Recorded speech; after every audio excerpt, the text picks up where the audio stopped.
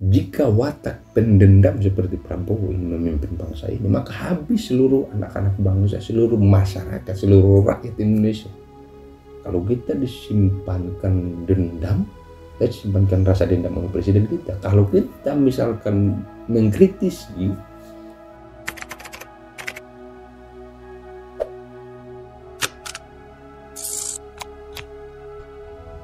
ke depan kalau memimpin bangsa ini, kalau memimpin Indonesia, pasti akan mempunyai sifat-sifat yang otoriter, sifat-sifat pemaksaan, sifat-sifat intimidasi, seperti sejarah bangsa ini telah mengajarkan kita bahwa dulu pernah ada satu pemimpin Indonesia yang punya mental otoriter sepanjang 32 tahun lamanya.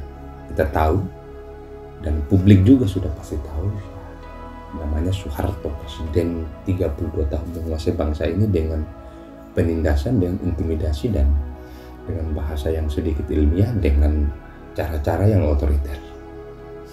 Nampaknya pada Pilpres 2024 ini, pada tahun 2024 ini, ketika ada salah satu pasangan calon presiden yang mewarisi masa Orde Baru, yang mewarisi atau justru yang menjadi pelaku pada saat Orde Baru berkuasa, dan bahkan justru menjadi anak mantu dari presiden yang terkenal otoriter itu. Kalau kita secara terang-terangan ingin menyebutkannya, namanya Prabowo.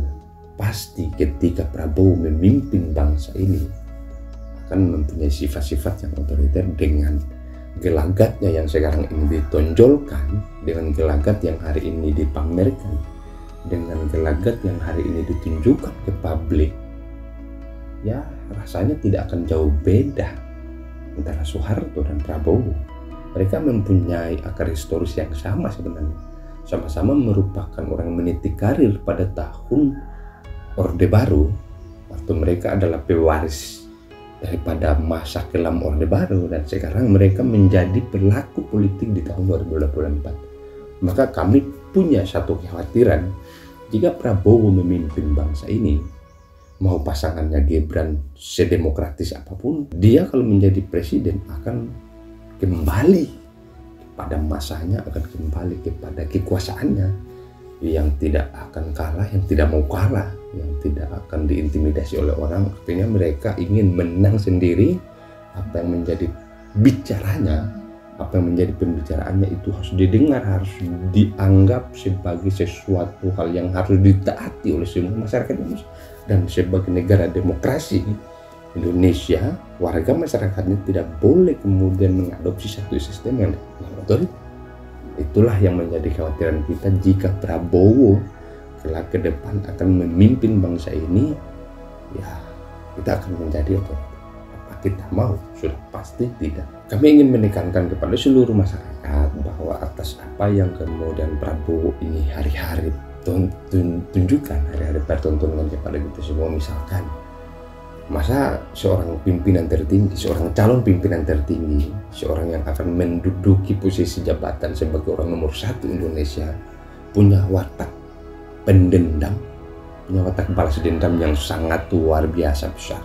Kita lihat bahwa di saat Anies Baswedan ingin menyanggah tentang kinerja daripada Prabowo sebagai Menhan, sebagai Menteri Pertahanan Republik Indonesia ini, hanya diminta data saja, Prabowo seolah-olah ingin menunjukkan betapa dia tidak mau terbuka, dan konsekuensi tidak mau terbuka di luar setelah debat kandidat capres yang ketiga kemarin, cerita kiri kanan, bahkan mengintimidasi, menjatuhkan lawan, menjatuhkan mental Anies Baswedan, dan Anies Baswedan akhirnya rusak psikologisnya.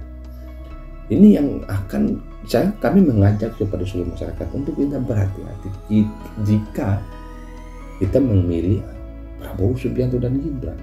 Kami tentu saja tidak mau menggiring opini supaya kita seluruh masyarakat ini jangan memilih Prabowo karena ini, karena itu.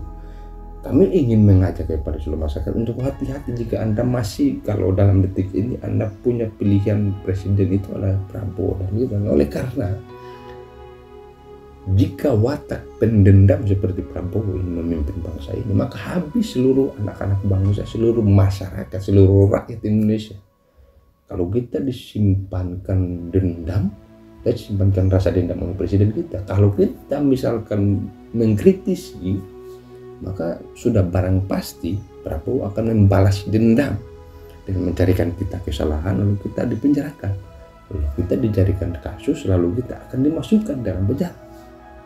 Maka Prabowo hampir sebenarnya utuh sebagai seorang pemimpin, tapi tidak tepat, tidak cocok kalau pemimpin bangsa Indonesia, tidak cocok jadi presiden. Dia cocok jadi menteri aja sudah cocok dia cocok jadi bos perusahaan, cocok dia jadi ketua partai, tapi tidak cocok kalau dia memimpin bangsa ini, karena watak asli dari seorang Prabowo, iya, dia pendendam, dan kita tidak ingin bangsa ini dipimpin oleh pendendam. Jadi dialog-dialog yang kemarin-kemarin itu nampaknya sudah cukup sebenarnya memberikan kita cukup bukti bahwa kalau orang yang otoriter semacam Prabowo, kalau orang yang punya emosional kayak Prabowo, kalau orang yang punya ambisi besar kayak Prabowo, itu orang yang justru jangan kita kasih mereka